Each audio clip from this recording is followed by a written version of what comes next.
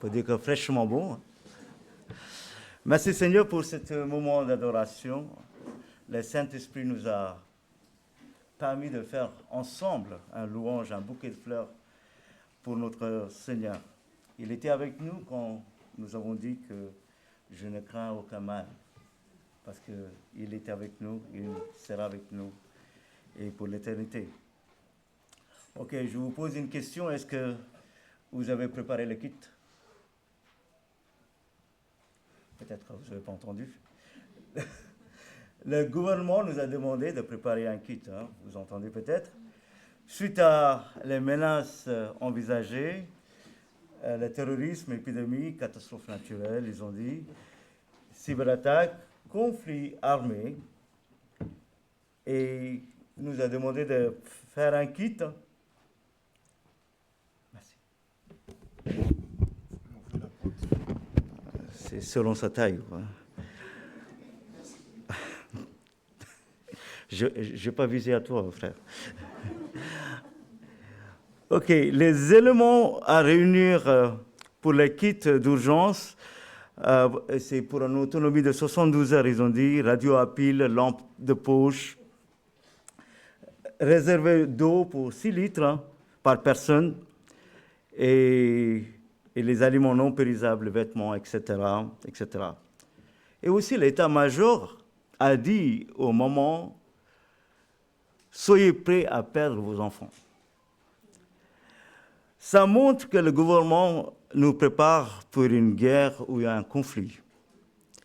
Oui, vous entendrez parler de guerre et le bruit de guerre. Gardez-vous d'être troublés, car il faut que ces choses arrivent, mais ce ne sera pas encore la fin. Matthieu 24, 6. Et je vous rappelle que nous venions de dire que nous ne craignons aucun mal. Nous aussi, nous allons parler de combat ce matin. Mais ce n'est pas le même combat. C'est un combat spirituel. Le titre de notre message, c'est combat spirituel. Ce type de titre peut parfois déranger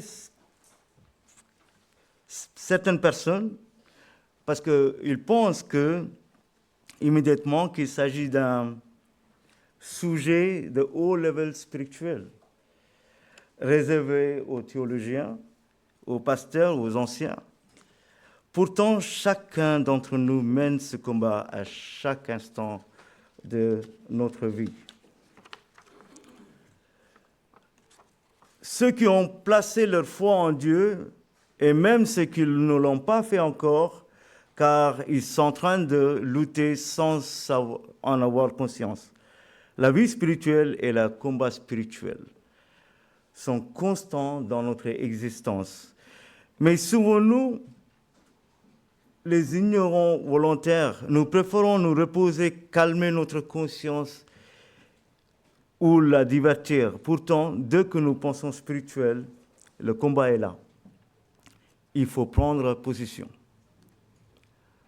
Dans le sport, par exemple, le plus grand scandale de dopage de l'histoire est généralement considéré comme l'affaire Ben Johnson. Aux Jeux olympiques de Séoul 1988, le sprinter canadien avait remporté les 100 mètres en battant le record du monde avant d'être déchu 2 jours plus tard pour usage de stéroïdes anabolisants. Lance Armstrong aussi, en 2012, déchu de ses 7 victoires au Tour de France après avoir reconnu au dopage systématique tout au long de sa carrière. L'intégrité et l'honnêteté ont leur valeur dans la lutte terrestre, mais le combat spirituel est infiniment important.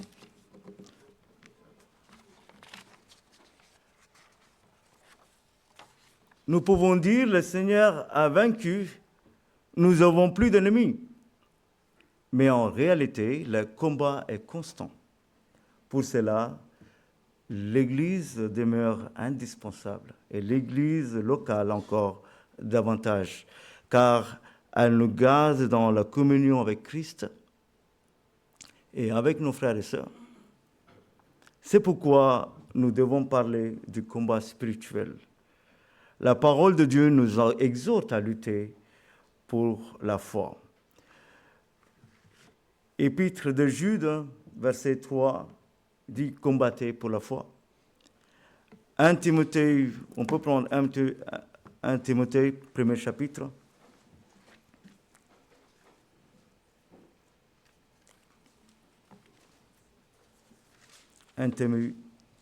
Timothée, premier chapitre. Je voudrais lire les versets 18 et 19.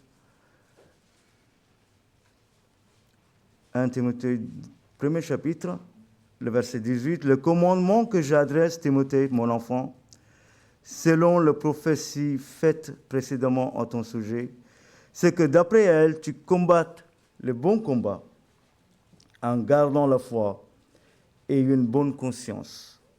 Cette conscience, quelques-uns l'ont perdue et ils l'ont fait naufrage par rapport à la foi. De ce nombre sont Hyménée et Alexandre, que j'ai livrés à Satan afin qu'il apprenne à ne pas blasphémer. C'est important de garder la foi.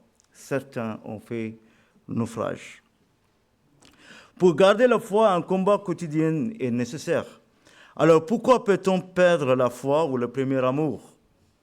Pourquoi se réfléchit-on? Pourquoi la fréquentation de l'Église devient-elle parfois une habitude culturelle, alors qu'elle devrait être animée par un zèle pour l'amour de Dieu? Nous allons faire la lecture de notre passage aujourd'hui, c'est l'épître Jude. Prenons Jude, je veux dire le premier chapitre, mais il n'y a qu'un seul chapitre. Jude, je voudrais lire les premiers 4 versets. Jude, les premiers 4 versets.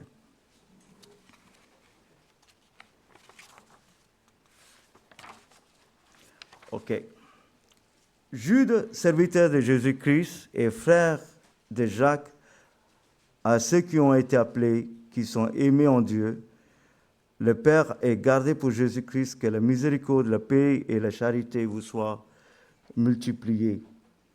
Bien-aimés, comme j'ai désiré vivement vous écrire au sujet de notre salut commun, je me suis senti obligé de le faire afin de vous exhorter à combattre pour la foi qui a été transmise aux saints une fois pour toutes. Car il s'est glissé parmi vous certains hommes dont la condamnation est écrite depuis longtemps, des impies qui changent la grâce de notre Dieu en dissolution et qui renient Dieu le seul souverain et notre Seigneur Jésus-Christ. Ici, on sait que l'auteur est Jude. Il est le demi-frère de Jésus et le frère de Jacques, ancien de l'Église primitive. Il était un des 4 frères mentionnés en Matthieu 13, 55. On peut prendre rapidement Matthieu 13, 55 pour connaître un peu l'auteur.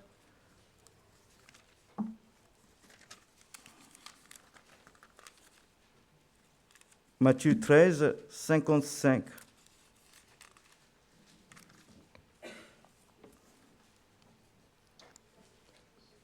N'est-ce pas le fils du charpentier? N'est-ce pas Marie qui est sa mère? Jacques, Joseph, Simon et Jude ne sont-ils pas ses frères et ses sœurs? Donc on voit très bien que Jude, c'est le demi-frère de Jésus. Au début, Jude ne croyait pas en Jésus.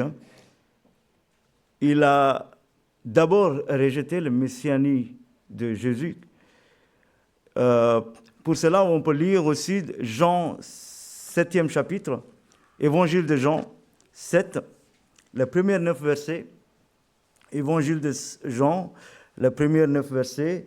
Après cela, Jésus parcourait la Galilée, car il ne voulait pas séjourner en Judée, parce que les Juifs cherchaient à le faire mourir. Or, le fête des Juifs, le fête des tabernacles était proche, et ses frères lui dirent, pars d'ici et va en Judée, afin que tes disciples voient aussi les œuvres que tu fais. Personne n'agit en secret lorsqu'il désire paraître. Si tu fais ces choses, montre-toi toi-même au monde, car ses frères non plus ne croyaient pas en lui. On peut arrêter là. Donc on voit très bien que les frères de Jésus même, ils ne croyaient pas en Jésus-Christ. Mais il s'est converti suite à la résurrection de Jésus-Christ. Là, on peut voir dans Actes 1,14, Actes des Apôtres, je vais lire le premier chapitre et le 14e verset. Tous d'un commun accord persévéraient dans la prière et dans l'oraison avec les femmes et Marie, mère de Jésus, et avec les frères de Jésus. Donc, nous voyons très bien que notre auteur Jude a placé sa foi en Jésus-Christ, le Seigneur. C'est pour ça lui-même, il mentionne, il est serviteur de Jésus, qui a été écrit à chrétiens en danger, non pas à cause de l'ennemi de l'extérieur, mais à cause des gens de l'Église, dans l'Église, qui commençaient à raconter n'importe quoi dans l'Église. Jude est écrit entre les années 68 à 70, certainement, après 2 Pierre, comme Pierre anticipe l'émergence de faux docteurs, vous pouvez voir dans 2 Pierre 2.1, alors que Jude évoque leur arrivée dans le verset 4, 11, 12. Jude cite directement 2 Pierre 3.3. Vous pouvez lire 2 Pierre 3.3. Ça sera, ok, on peut lire 2 Pierre, le 3e chapitre, 3e verset, je vais lire. Sachant avant tout que dans les derniers jours, il viendra des moqueurs avec leurs railleries, marchant selon leur propre convoitise et disant, où est la promesse de son avènement? Et cet verset, nous pouvons voir dans le 18e verset dans notre épître Jude. Nous allons voir 18. Il vous disait qu'au dernier temps, c'est-à-dire les apôtres de notre Seigneur Jésus-Christ, il nous a dit des derniers temps, il aurait de moqueurs marchant selon leur convoitise impie. Ce sont ceux qui provoquent des divisions hommes sensuels. Donc, on voit très bien que Luc, il écrit après 2 Pierre pour avertir l'Église. Nous allons maintenant méditer sur ce verset 3. Nous allons focaliser juste sur le verset 3 dans Jude. « Bien-aimés, comme je désirais vivement vous écrire au sujet de notre salut commun, je me suis senti obligé de le faire afin de vous exhorter à combattre pour la foi qui était transmise aux saints une fois pour toutes. Bien-aimés, alors que je désirais vivement vous écrire au sujet de notre salut commun. » Il voulait rappeler le salut qui est en commun par pas de distinction entre les juifs et les païens. Le salut est offert à tous par Jésus-Christ, mais l'auteur a senti obligé. Le Saint-Esprit lui pousse d'écrire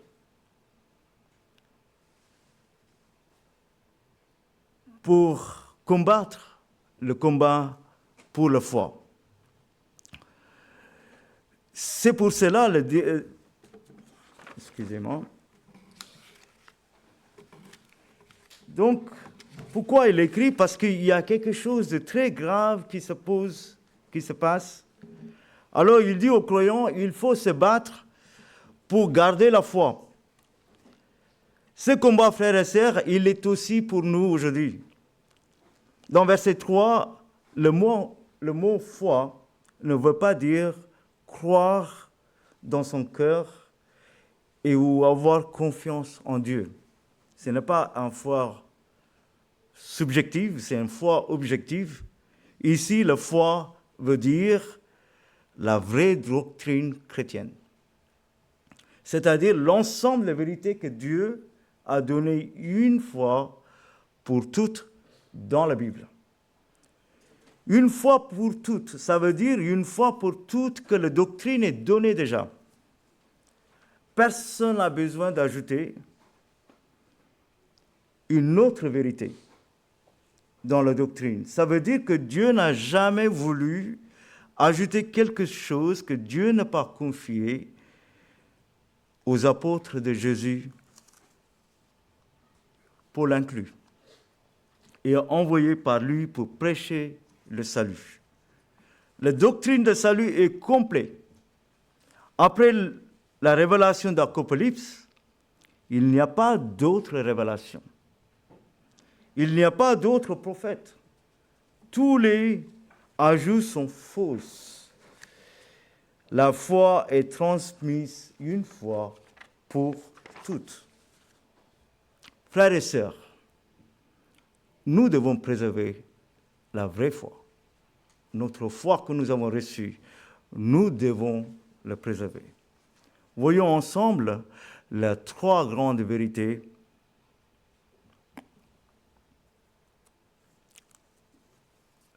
La première vérité est qu'il faut combattre parce que le danger est réel. Il faut combattre parce que le danger est réel. Le point A, Jude voulait écrire une lettre d'encouragement à ses frères en Christ. Mais l'arrivée de faux enseignants, il a senti obligé de changer le sujet. Est-ce qu'un danger d'écouter de faux enseignants est tellement grave? Certains disent que non, car c'est presque pareil.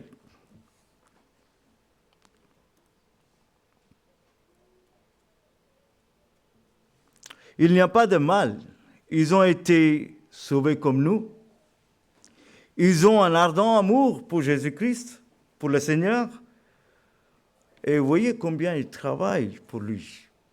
Nous voyons combien, même les sectes, ils travaillent.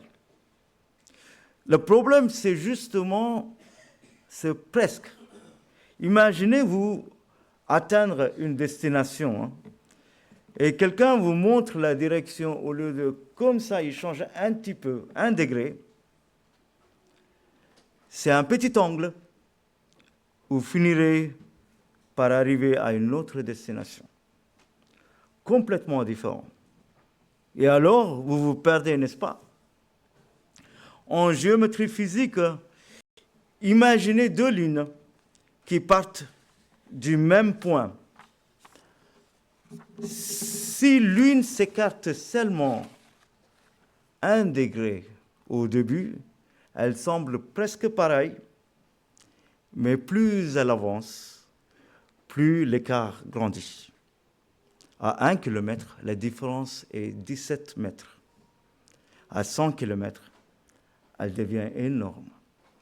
Cela montre qu'un petit changement initial peut produire une grande divergence finale. La parole parle d'un chemin étroit. Notre Seigneur nous enseigne un chemin étroit. S'écarter un peu de la vérité semble insignifiant, mais cela conduit à une apostasie complète. En l'inverse, je vous encourage, les jeunes, un petit pas vers Dieu, foi, obéissance, amour, peut transformer une vie entière. Nous allons sur le point B. Le danger doctrinal est réel et urgent, aujourd'hui encore. Faux prophètes, faux enseignants, compromis dans les églises. Combien de faux prophètes existent aujourd'hui? Pourquoi et comment parvient-il à faire du mal à l'Église? Combien détournent les chrétiens de Christ en les amenant à fixer le regard sur autre chose que lui. Il existe de l'Église ou des styles de culte qui mettent l'accent sur le bien-être, l'émotion positive et l'espérance agréable, parfois au détriment de la profondeur doctrinale. Certains pasteurs se présentent comme les super-héros spirituels. Ils mettent en avant leur charme et leur image, parfois davantage que le message biblique lui-même. Église du bien-être, église du ressenti, église du spectacle, église centrée sur l'homme plutôt que sur Christ. Dans ce contexte, l'idée est que le pasteur se met en avant comme un super-héros spirituel, alors que, bibliquement, le rôle de serviteur de Dieu est de pointer vers Christ et non vers lui-même. Et les membres de l'Église admirent les personnes par motif d'intérêt.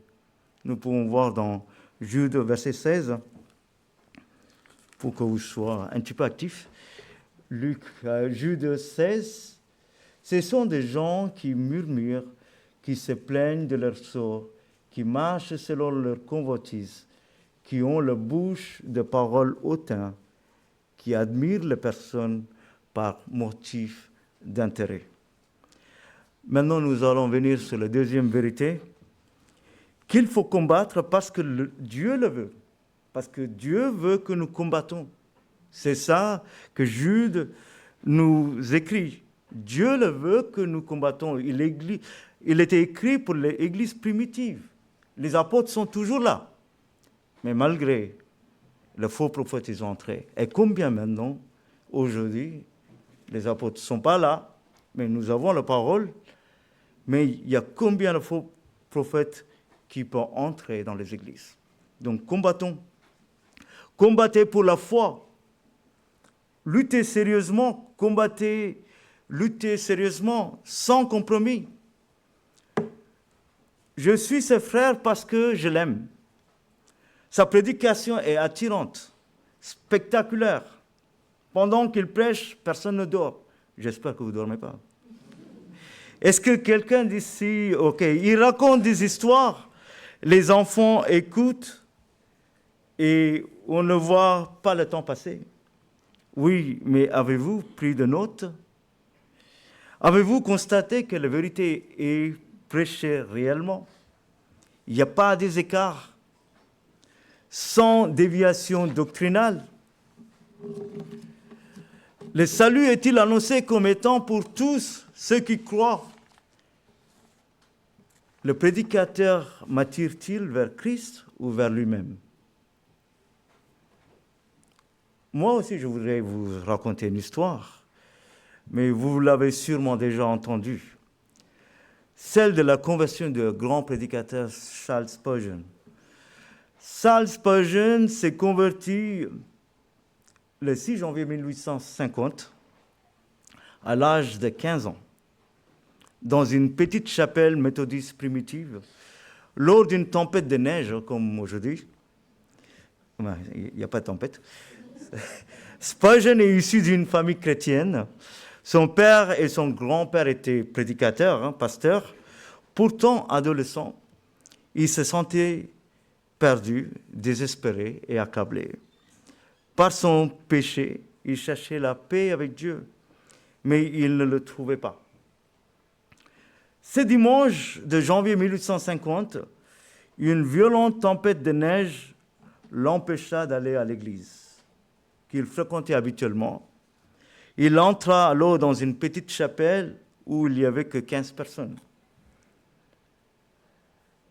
Le pasteur prévu n'était pas là non plus.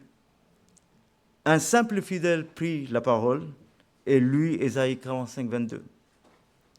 Tournez-vous vers moi et soyez sauvés, vous tous qui êtes aux extrémités de la terre. Il répéta plusieurs fois, regardez à Christ. Et cette parole a touché Spurgeon.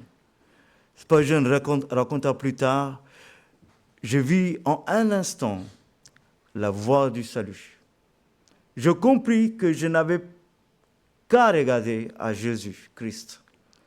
Ce jour-là, il a mis sa foi en Jésus-Christ et reçu la certitude du pardon. Il dira, j'ai vu le Sauveur et j'étais sauvé. Donc, parfois, on n'a pas besoin de grandes prédications pour que les âmes viennent à Christ, parce que tout est là dans la parole. Il suffit de lire la parole et accepter Jésus-Christ. Il racontera son témoignage plus de 280 fois de cette conversion. Un simple fidèle tient la vérité. Donc, nous arrivons dans le troisième point maintenant. Il faut combattre parce qu'elle est unique. Parce que la foi est unique. On voit dans le verset 3, on va relire, « Bien-aimés, comme je désirais vivement vous écrire au sujet de notre salut commun, je me suis senti obligé de la faire, afin de vous exhorter à combattre pour la foi qui a été transmise aux saints une fois pour toutes.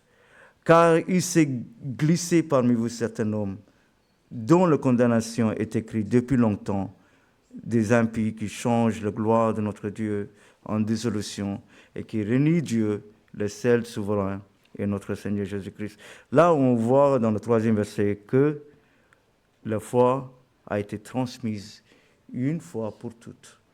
On n'a pas besoin de vérité. Il n'y a qu'une vérité, il n'y a qu'une vraie foi, un seul évangile. Pas de nouvelles révélations, pas de prophétie moderne, pas de doctrine nouvelle, pas besoin d'ajouter la rose, le tulipe ou la branche. Et maintenant, nous arrivons à la conclusion. Nous n'ajoutons rien à l'évangile, mais nous allons garder cet évangile, la doctrine, notre foi intacte. Et prenons note que cette Église où nous écoutons, que la vérité n'est pas prêchée, prenons garde. Nous vivons un temps d'apostasie. La vérité est attaquée. Dieu appelle chaque chrétien à s'élever et défendre la foi.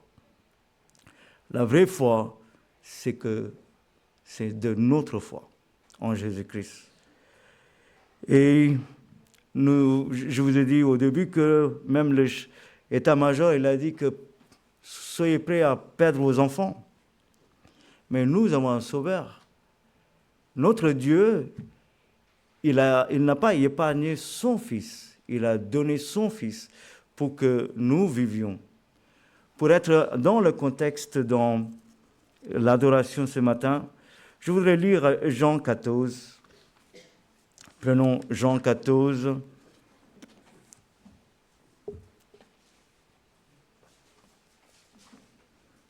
Là, le Seigneur nous assure, ne craignez pas, parce que s'il y a des dérèglements dans l'Église, où la vérité n'est pas prêchée, où on ne se sentit pas à l'aise pour voir la doctrine prêchée, et Christ nous exhorte, et vous êtes sentis troublés par ce monde, par la perte, ou par les menaces. Et 14, 27, Jésus-Christ dit, « Je vous laisse la paix. Je vous donne ma paix. Je ne vous donne pas comme le monde donne. Que votre cœur ne se trouble point et ne s'alarme point. » Nous allons lire aussi la suite que Frère Joseph a lu ce matin dans Hébreux 13. Hébreux 13.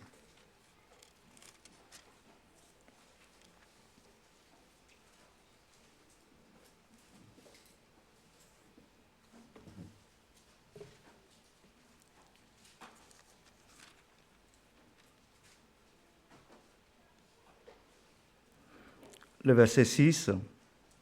C'est donc avec assurance que nous pouvons dire, le Seigneur est mon aide. Je ne craindrai rien. Que peut me faire un homme? Souvenez-vous de vos conducteurs qui vous ont annoncé la parole de Dieu. Considérez quelle a été la fin de leur vie et imitez leur foi.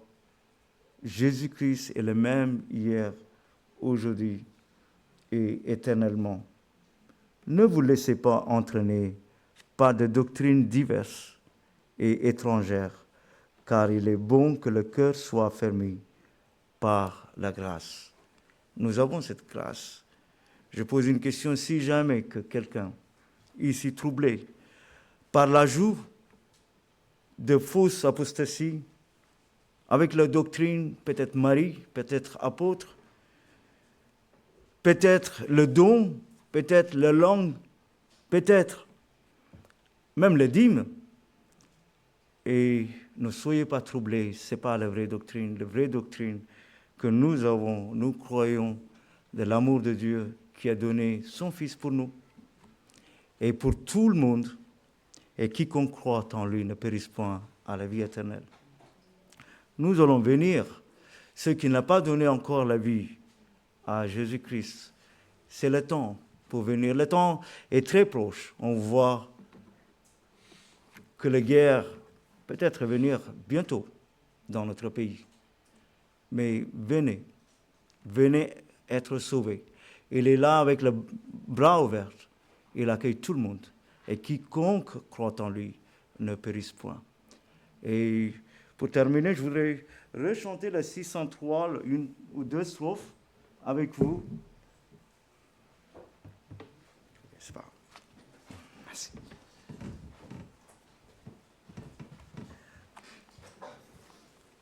Et après, on termine par la prière, 603.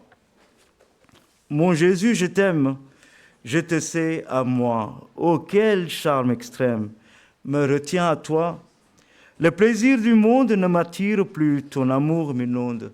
Je t'aime, ô Jésus. Est-ce que la jeunesse d'aujourd'hui peut dire, le plaisir du monde ne m'attire plus. Ton amour m'inonde, je t'aime, Jésus. Deuxième